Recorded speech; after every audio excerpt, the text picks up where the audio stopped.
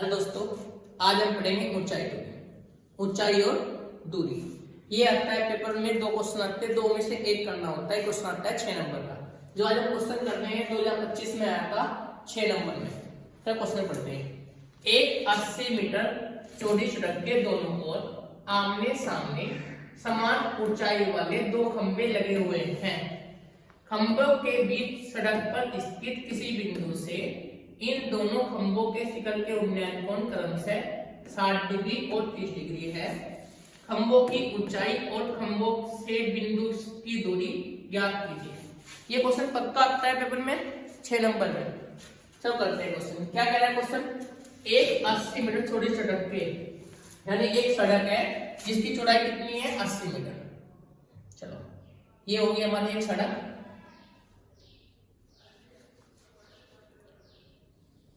ये क्या है? हमारी सड़क जिसकी चौड़ाई कितनी है? चौड़ाई है, इसने कहा है 80 मीटर। पॉइंट मान लेते हैं, ये पॉइंट ए है, ये पॉइंट बी है। समझ में आ गया? इसने कहा एक 80 मीटर चौड़ी सड़क है, ये सड़क होगी हमारी जिसकी दूरी कितनी है? 80 मीटर। अब इसने कहा है और आमने सामने समान ऊंचाई वाले दो खंभे लगे हुए हैं। इस पर की सड़क पर क्या है? आमने सामने का समान ऊंचाई के खंभे लगे हैं। खंभे लगा देते हैं। तो एक खंभा तो ये रहा, एक खंभा ही। इन दोनों की ऊंचाई क्या है? समान। तो इसे मान लें, इसकी ऊंचाई भी h होगी, मान लिया, तो इसकी भी क्या होगी? h। समझ में आ गया? ऊंचाई दोनों की समान है। ठीक है। अब इसने कहा है खंभों के बीच सड़क पर स्थित किसी बिंदु में, इन दोनों के बीच में कोई बिंदु है जिन पर जो इसका उन्नयन कोण है वो कितना है? 60 और 30 डिग्री। उन्नयन कोण क्या होता है? जो नीचे से देखते हैं। अवनमन कोण जब ऊपर से देखते हैं, खंभों के ऊपर चढ़कर देखते हैं तो क्या होता है? अवनमन कोण। नीचे से देखते हैं तो क्या है? उन्नयन कोण। कितना है उन्नयन कोण? एक का 60 डिग्री है, एक 30 डिग्री है। तो मान लेते हैं बिंदु है सी। इस बिंदु पे इसका उन्नयन कोण कितना है? इसका उन्नयन कोण है 60 डिग्री। ओके। और इसका उन्नयन कोण कितना है? 30 डिग्री।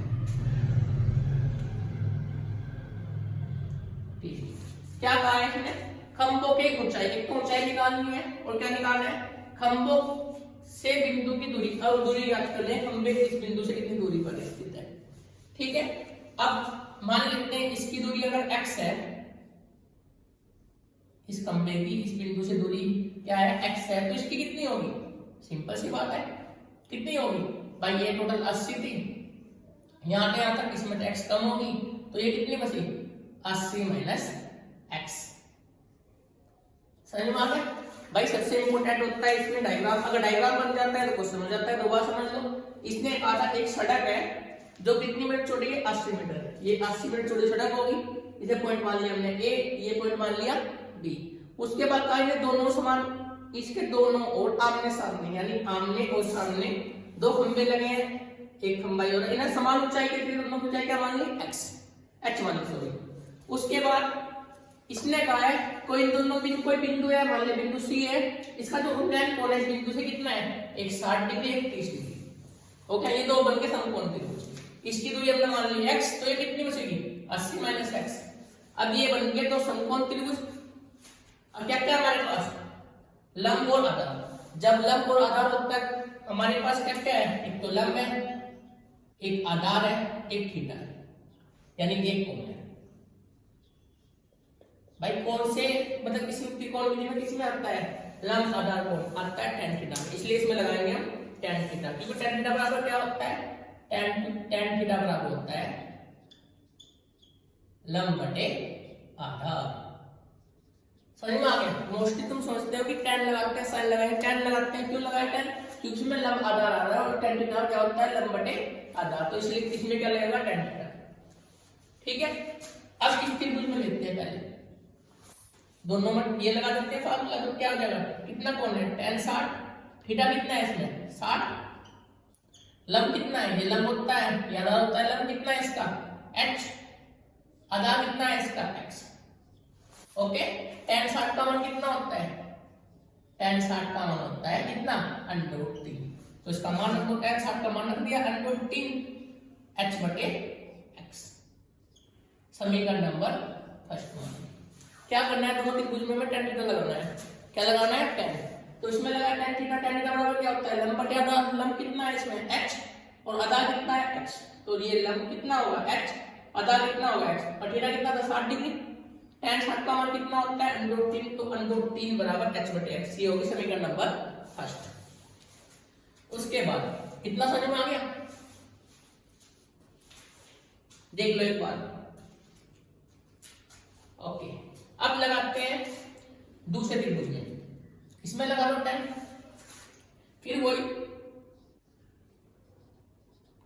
tan थीटा बराबर क्या होता है लिख लो, tan थीटा बराबर क्या होता है लंब बटे आधा। इसमें लगाना है त्रिभुज में, तो कितना है ये आ गया, थीटा कितना है इसमें 30 डिग्री, लंब कितना है वही h, आधा कितना है इसका 80 माइनस x। समझ में आ गया भाई, कोण कितना है 30 डिग्री, लंब कितना था h और आधा कितना था 80 माइनस x। tan 30 का मान कितना होता है, tan 30 का मान होता है 1/√3, तो tan 30 का मान रख दो 1/√3 h बटे 80 माइनस x। ये होगी आपकी समीकरण नंबर सेकंड। अब इन दोनों समीकरण को सोल्व करके हमें h और x के मान निकालने हैं। ठीक है, तो हम क्या करते हैं, इसे रख कर देता हूं। ठीक है,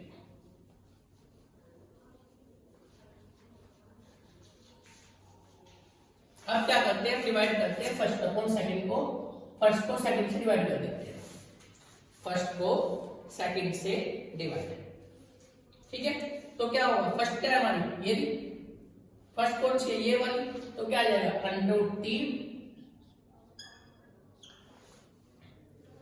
बराबर h बटे √3, इसके बटे क्या आएगा, फर्स्ट अपॉन सेकंड करना है 1/√3। हमने क्या फर्स्ट अपॉन सेकंड करते हैं, समीकरण फर्स्ट को बात करनी, फर्स्ट क्या थी √3, सेकंड में क्या था 1/√3 बराबर ये कितना है आपका h/x बटे ये कितना है h बटे 80 माइनस x। चलो इसे रख कर देते हैं डायग्राम को। ठीक है, दिख रहा है, दोबारा करो, चलो दोबारा कर लेते हैं। समीकरण मत नोट देना, अन्य करेंगे कहां से, इतना हो गया। अब क्या करते हैं, समीकरण फर्स्ट को सेकंड से बात करते हैं, फर्स्ट अपॉन सेकंड। फर्स्ट क्या है हमारी √3, सेकंड कौन सी है बटे 1/√3 बराबर इधर क्या है h/x, इधर क्या है h बटे 80 माइनस x। ठीक है, ये होगी फर्स्ट अपॉन सेकंड। फर्स्ट तो लिख लो h/x। अब क्या करते हैं, अब इस साइड इसमें कितने हैं बटे मोशन क्या है, इसमें बटे में 1 है, तो इसके नीचे क्या मान लेते हैं 1, इसकी मल्टीप्लाई इसमें, इसकी इसमें। ठीक है, √3 के √3 में करी कितना हो गया 3, ये हो गया 3, 1 की 1 में करी 1 बराबर h से h कट जाएगा, इसकी इसमें, इसकी इसमें कितना आ गया, ये आ गया 80 माइनस x बटे x। क्रॉस मल्टीप्लाई कर दो तो कितना आ गया 3x बराबर 80 माइनस x। ये इधर जाकर प्लस का, तो 3x प्लस, क्योंकि इधर माइनस का इधर जाकर प्लस का हो जाएगा, प्लस x बराबर 80। तो 3x और x कितने हो गए 4x, 4x बराबर कितना आ गया 80, 4 से कटा 20, यानी x बराबर कितना आ गया 20 मीटर, सॉरी x बराबर कितना आ गया 20 मीटर। ये तो हो गया तुम्हारा एक आंसर, यानी पहले खंभे से जो कुछ बिंदु की दूरी होगी वो कितनी होगी 20 मीटर। ठीक है, समझ में आ गया। दोबारा समझ भाई, दो समीकरण बनी थी हमारी, क्या बनी थी, दो इक्वेशन बनी थी, हमें वैल्यू निकालनी थी h/x की। हमने क्या करा, फर्स्ट समीकरण को सेकंड समीकरण से भाग कर देते, क्योंकि h कट जाएगा तो ये फर्स्ट अपॉन सेकंड लिख दिया मैं। क्या होता है √3 के √3 में गुना करें, क्या बन गया 3, 1 की 1 में करें 1, h से h कट गया, ये कितना आ गया 80 माइनस x बटे x। क्रॉस मल्टीप्लाई कर दी, x की 3 में करी 3x बराबर 80 माइनस x। ये x इनके जाके हो जाएगा प्लस का, तो 3x 1x कितने हो गए 4x बराबर 80, 4 से काटा कितना आ गया 20, तो x बराबर कितना आ गया 20 मीटर। अब क्या निकालना है ऊंचाई, तो समीकरण फर्स्ट में आता हो गया, समीकरण फर्स्ट में x का मान रख दो, ऊंचाई निकल जाएगी। इतना हो गया समीकरण फर्स्ट में x का मान रखने कितना हो गया, √3h/x। x की वैल्यू रखो इसमें, तो √3x का मान कितना है, क्रॉस मल्टीप्लाई कर दो तो कितना आ गया, यानी ये हो गया 20√3 बराबर h, यानी h बराबर कितना आ गया, h बराबर आ गया 20√3 मीटर।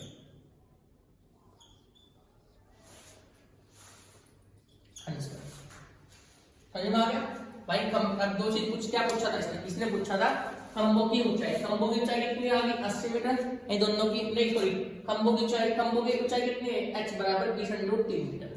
ये तो खंभों की ऊंचाई पूछी थी, उसके खंभों से बिंदु की दूरी।